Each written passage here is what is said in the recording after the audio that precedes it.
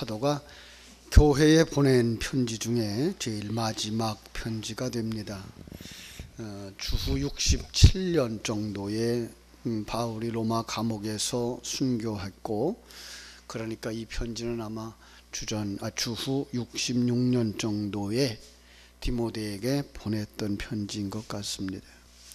바울의 서신의 속에서는 고난을 두려워하지 않고 복음을 위해서 영적 싸움을 싸웠던 이 바울 사도의 그 삶이 담겨져 있어요. 그래서 정말 자신이 순교할 날이 가까워왔음을 직감하는 노사도의 그 마지막 편지에 어떤 면에선 로마 감옥 속에 있었던 그 쓸쓸함이 묻어져 있는 것을 볼 수가 있는데요. 그 이제 디모데 후서 마지막 부분에 그렇게 얘기하죠. 그 가죽옷을 가져다 달라고. 다메섹의 그 도상에서 예수님을 만난 후에 오직 예수님이 구주다라고 하는 말씀만 전했던 이 노사도의 그 확신에 찬 삶, 그리고 증인으로서의 삶을 우리는 여기서 볼 수가 있습니다. 오늘도 말씀을 합니다. 말씀을 전파하라. 때를 얻든지 못 얻든지. 그래서 전도에 대한 말씀 오늘도 다시 한번 이렇게 나누려고 합니다. 전도라고 하는 단어만 들어도 마음에 부담을 느끼는 사람들이 있다, 이렇게 얘기를 하는데, 그건 전도에 대한 오해 때문이라고 생각을 합니다. 전도는 우리가 억지로 어떤 것들을 해내는 것들이기보다는 예수 생명을 가진 자들이 그 생명에 의한 삶을 통해서 하나님이 허락하신 그 사람 주변에 있는 사람들이 주님께로 돌아오게 되는 역사를 보기 때문에 그렇습니다. 우리가 이번에 7주간의 특별 새벽 기도회를 통해서 확실하게 깨달은 것도 바로 이 부분입니다. 전도는 하나님이 하신다. 그리고 나는 하나님의 통로, 하나님의 도구다라고 하는 겁니다. 오늘도 말씀을 나누는 가운데에 전도에 대한 무거운 짐을 내려놓고 하나님께서 주시는 귀한 은혜와 축복을 소유하는 여러분 되어지기를 주님의 이름으로 축복합니다. 1절과 2절에 보면은 이 복음 전파에 대한 확실한 명령이 주어진 것을 우리에게 볼 수가 있습니다. 다시 한번 볼까요? 디모데 후서 4장 1절. 하나님 앞과 살아있는 자와 죽은 자를 심판하실 그리스도 예수 앞에서 그가 나타나실 것과 그의 나라를 두고 엄히 명하노니 너는 말씀을 전파하라. 때를 얻든지 못 얻든지 항상 힘쓰라.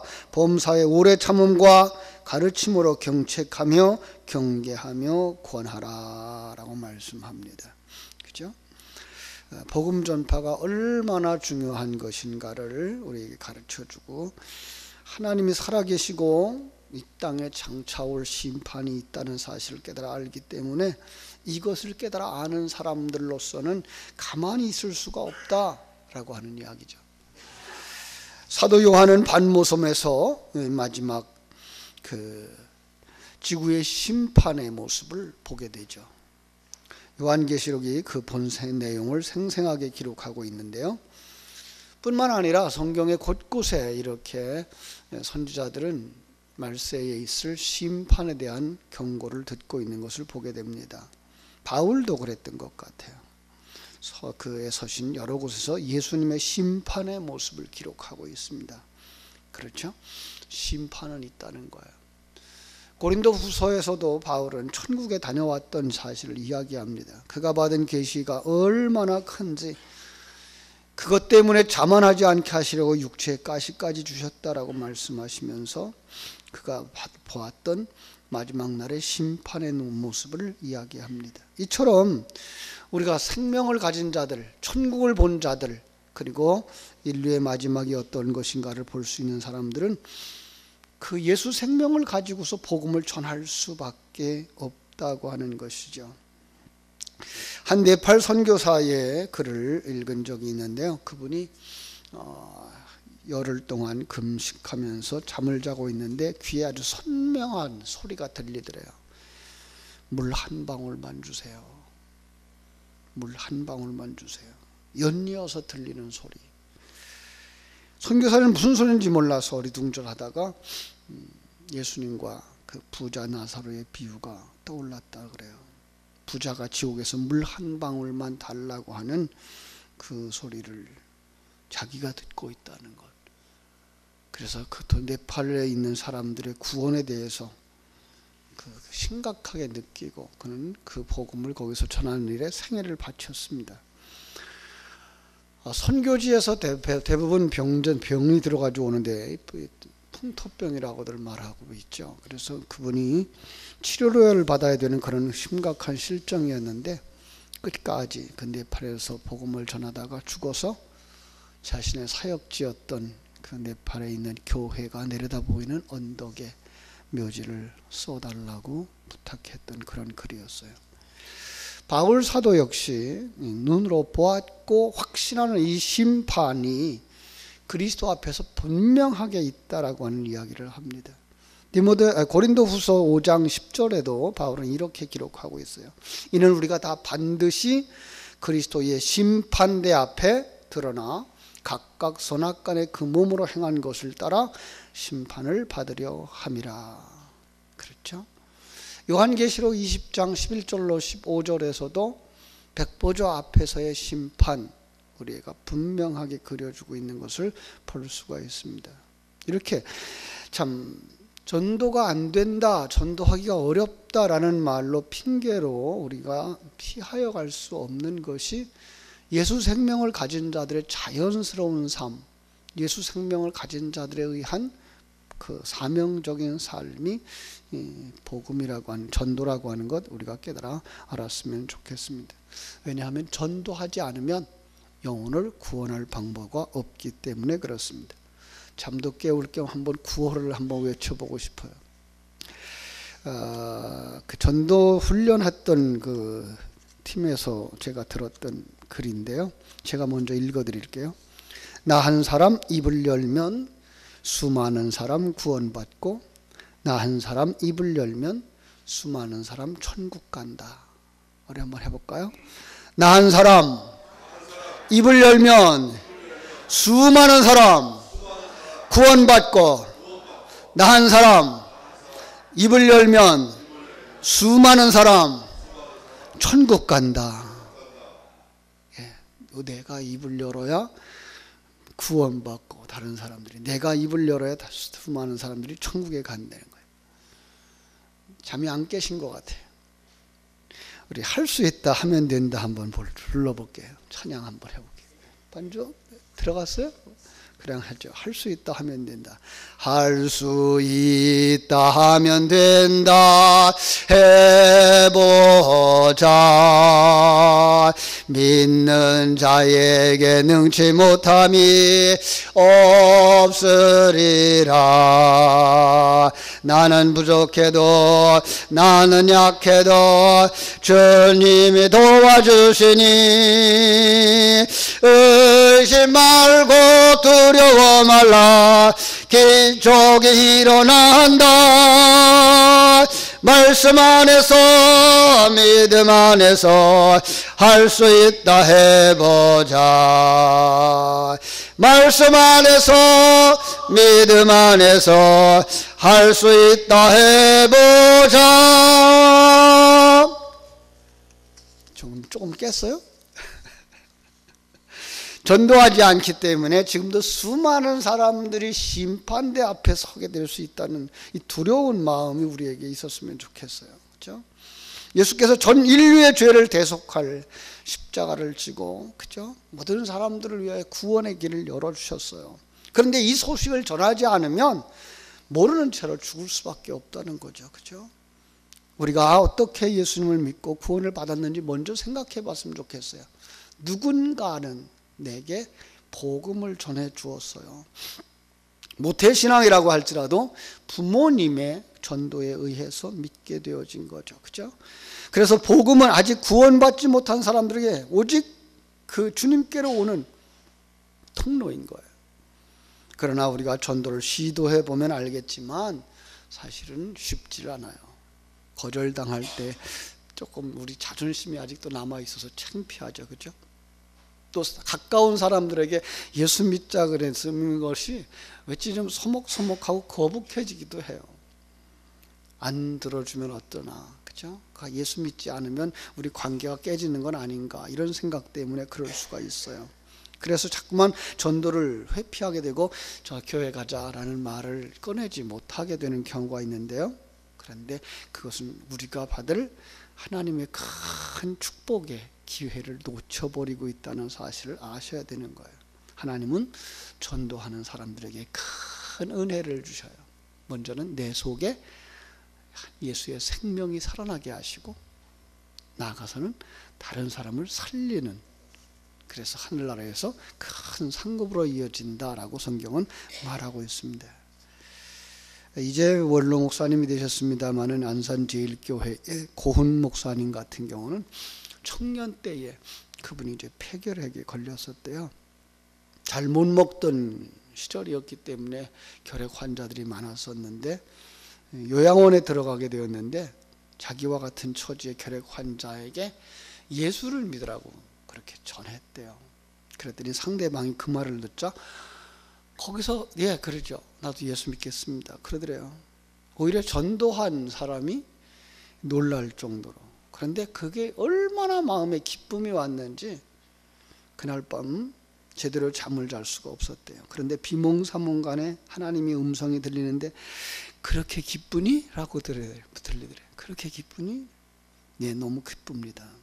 대답하죠. 하나님이 이렇게 말씀하시더래요. 네 병도 나았다.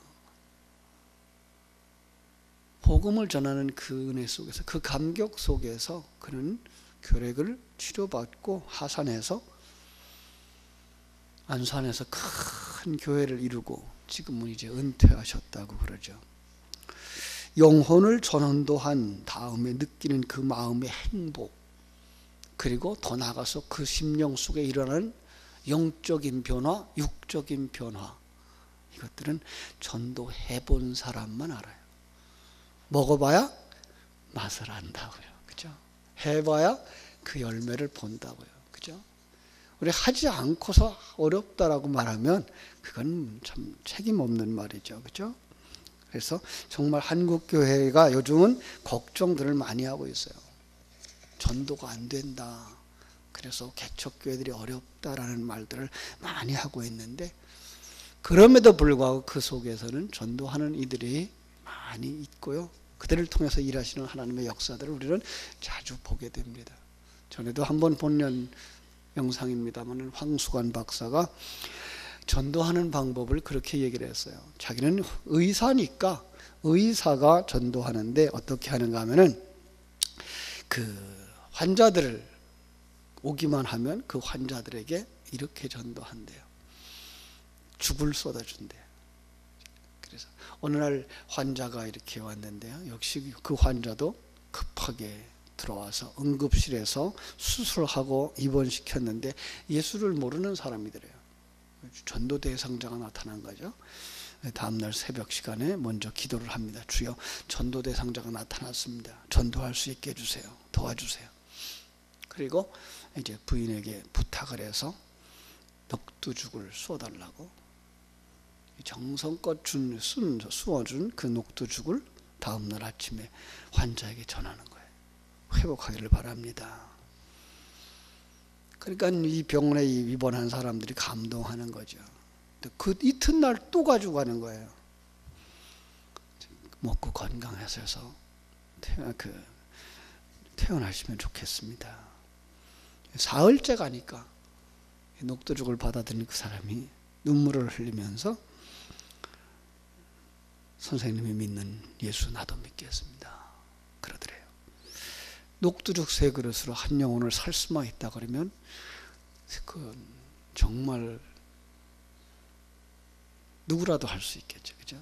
근데 우린 그 정도의 시도도 하지 않는 사람들은 아닐까.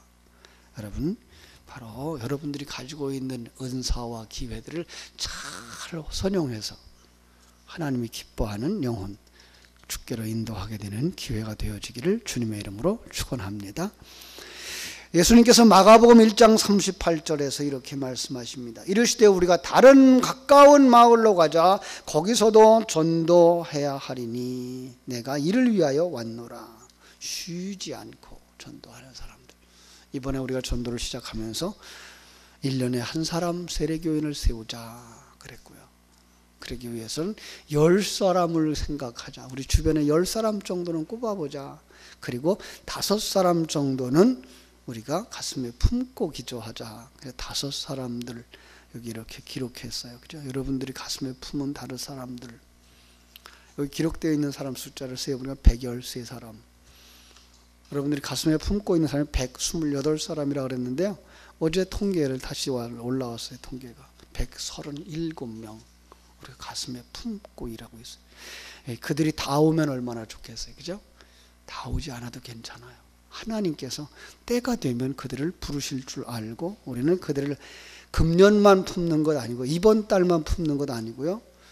여러분들이 정말 그들을 사랑한다 그러면 돌아가실 때까지, 여러분의 눈에서 그들이 보이지 않을 때까지 그들을 품고 기도하고 만날 때 하나님 반드시 여러분들을 통해서 생명이 흘러가는 역사를 보게 될 줄로 믿습니다. 그런데 그게 오늘 3절, 4절, 5절에 보니까 복음도 가짜, 고난도 같이 겪게 된다라고 하는 것을 이야기하고 있어요. 복음 전해라. 그러면 그저 하고 싶은 일이 다 된다. 복음만 전해라. 모든 게 그냥 형통하다. 이렇게 좋은 말만 해주면 얼마나 좋겠어요. 그런데 성경에는 고난도 받게 된다라고 말씀하는 것을 보게 되죠. 그죠? 자, 5절. 그러나 너는 모든 일에 순종하여 고난을 받으며 전도자의 일을 하며 네 직무를 다하라 라고 말씀하는 거예요. 그죠? 이럴 때 우리가 섭섭해질 수 있어요. 전도하면서 내가 왜 고난을 받아야 돼? 전도하면서 내가 왜 욕을 먹어야 돼? 전도하면서 내가 왜 이런 상황에 처해야 돼? 라는 생각을 하게 되죠. 그래서 이제 거절하는 경우들도 많은데요. 여러분, 성경은요, 바로 그런 것을 통해서 정말 하나님의 사랑을 깨달아 알게 되어지고 더 나아가서 내가 먼저 만들어진다는 거예요. 내가 먼저. 이 전도의 현장을 통해서, 전도의 훈련을 통해서, 전도의 기회를 통해서 여러분과 내가 예수 생명으로 충만되어져 가기를 주님의 이름으로 축원합니다. 그래서 우리 기도해야 됩니다. 그리고 하나님의 은혜를 마음껏 누려야 됩니다. 그러면 열매가 맺어질 줄로 믿습니다. 7절 8절에서도 이런 선한 싸움을 싸우면서 달려갈 길을 마친 전도자에게 의의 면류관이 준비되어졌다라고 말씀합니다. 이건 바울 한 사람뿐만 아니라 주의 재림을 기다리는 천국을 사모하는 모든 사람들에게 주시는 하나님의 약속이라 그래요. 생애 마지막을 만났을 때에 많은 분들이 이런 간증을 하고 가죠. 얼마 전에 이제 권사님이 돌아가신 어머니의 이야기를 하면서 들려주신 이야기인데, 어머님이 돌아가시기 전에 혼수 상태에서 임종 예배를 드리고 있었는데 막 소천하는 그 순간 그의 마음에 확실히 어머니의 음성이 들렸다 그래요. 아가, 난 천국에 들어간다. 기뻐해라. 그 음성을 듣는 순간 너무나도 놀라웠고 슬픔이 압도당했던 그의 마음이 평안과 기쁨이 몰려오더래요. 이제 병원에 가서, 장례식장에 가서 어머니를 이제 그 냉장 보관하러 모시고 가는데 어머니의 음성이 또 들리더래요. 아가, 내가 선한 싸움을 다 싸우고 달려갈 길을 마치고 믿음을 지켜서 이제 의의 면류관 받으러 간다. 너도 잘 달려서 의의 면류관 받도록 따라오너라. 얼마나 놀라웠겠어요. 여러분, 오늘 이 새벽에 기도하다가 이런 하나님의 큰 은혜를 덧입고 어떤 장애물이라도 극복하면서 하나님이 내게 주신 영혼, 나로 하여금 기도하게 하셨고 만나게 하셨고 복음 전하게 하신 그 영혼, 하나님 때가 되어서 거두게 될 때 하나님 저를 기억해 주세요. 여러분들도 면류관 받는 그 신앙 감당하고 오늘도 여러분 사람들을 만나고 또 사람들에게 복음을 전하는 하루, 복된 하루, 아름다운 열매가 풍성한 하루 되시기를 주님의 이름으로 축복합니다. 기도하겠습니다. 하나님 우리 아버지